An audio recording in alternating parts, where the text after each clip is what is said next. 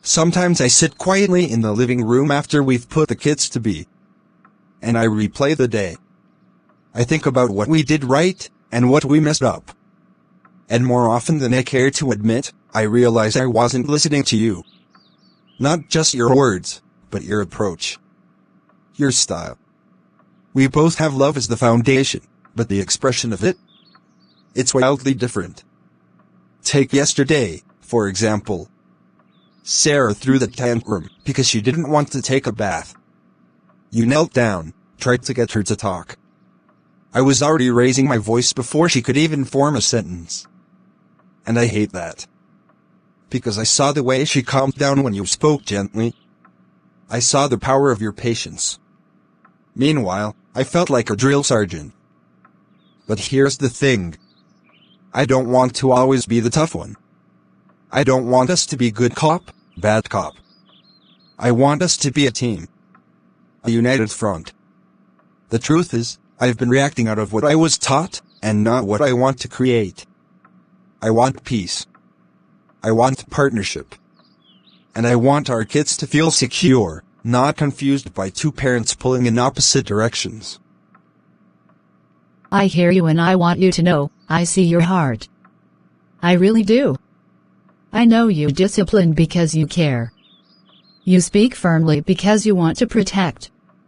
You hold the line because you want to raise strong, responsible kids.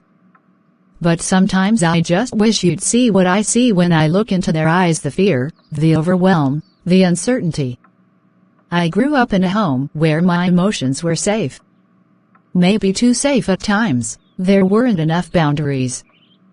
But I never doubted that I was heard. And I want to give our children that same emotional safety. But I also want to say, I haven't always handled it well either. There are moments I've dismissed your strength, your structure, your leadership. I've made you feel like your method is too much when really, it just needs more context, more softness. We don't have to parent the same. But we do need to parent in sync. I'm not here to change you, I'm here to understand you better. I want to tell you something I don't say enough. I admire the way you carry so much weight on your shoulders. The pressure to provide, protect, discipline, and lead. That's no small task. And I know a big part of that came from how you were raised. When you told me about your dad, how strict he was, how few words he used, how respect was enforced like law, it helped me understand you so much more. Because when I see you give a sharp instruction, I used to interpret it as cold. But now? I realize that's you stepping into the role you were trained to play. But here's what I love, you were willing to unlearn some of that. You're open to doing it differently. My childhood was filled with long talks, tears at the dinner table, and soft discipline. My mom never raised her voice. It gave me the courage to express myself, but I also grew up avoiding confrontation and lacking discipline. So I think, maybe we're here to balance each other. Your structure holds our kids' world steady. My empathy helps them process that world. But we need to stop clashing and start combining those strengths. That means more to me than you know. Because I have spent years thinking, I have to do better than my dad, and yet also I have to be like my dad. It's confusing. But you've helped me find a new path. One where strength doesn't have to mean silence. And leadership doesn't have to mean control. I think back to how we handled Daniel's lying last month. He took that cookie and lied to our faces about it. My gut reaction?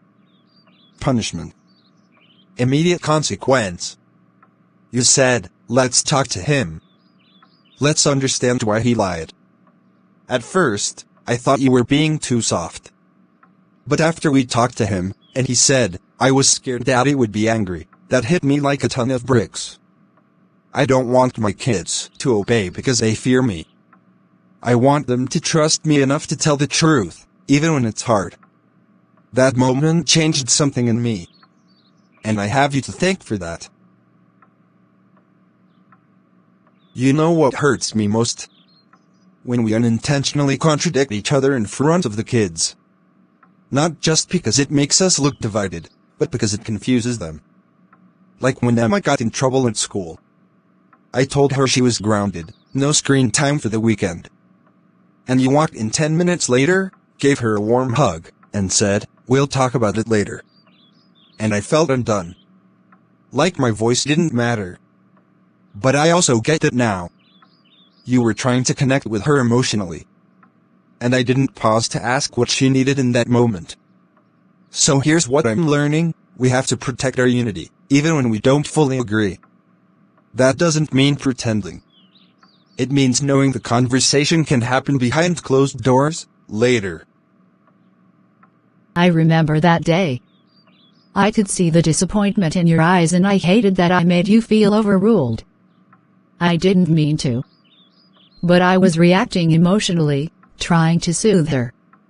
And I didn't take a second to align with you. You're right, we need to check in before we act, or at least back each other up in the moment, even if it's imperfect. The goal isn't to show the kids we're flawless, it's to show them that we respect each other enough to work as one. They need that example. Not two warring parents, but two loving ones who know how to disagree in private, and lead together in public. Let's make a pact right here, to choose unity over ego. Even when it's hard. Even when we feel misunderstood. Let's slow down, talk more, and assume the best of each other. You're not my opponent. You're my partner. And the more I let go of my pride, the more I realize you're not trying to erase my authority, you're trying to build trust with our kids in a way I wasn't shown growing up. So let's create new scripts. Let's write a parenting story where both voices matter. We don't have to be the same, but we have to be on the same team. Yes. Yes to all of that. I've seen how much our kids thrive when we're in sync. Even if we approach a situation differently, when we back each other up, they feel safe. And isn't that what this is about? Creating a home where our kids feel safe to grow, to fail, to try again, and to know that we're with them every step of the way? So yes, I choose unity over ego too. Even when I think I'm right. Even when my feelings want to scream.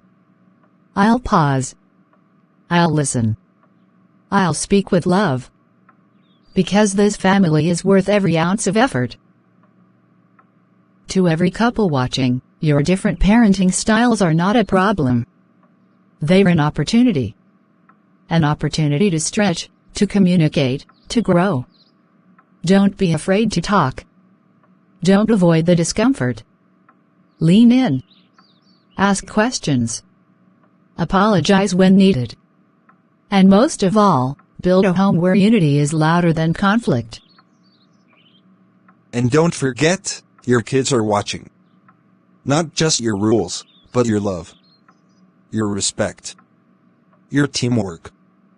If they see you fight fair, forgive often, and lead together, they'll carry that legacy into their own families one day. So keep going. You're not alone. I promise to meet you in the middle. To value your voice, even when mine is loud. To lead with humility, not just strength. To raise our children with you, not against your way, but alongside your heart. I promise to love them better by loving you more openly. And I promise to honor your leadership without fear. To see your structure as love, not harshness. To build with you, not bend against you. To raise our children with compassion, and with a deep, unwavering trust in your heart. Together, we're building something beautiful.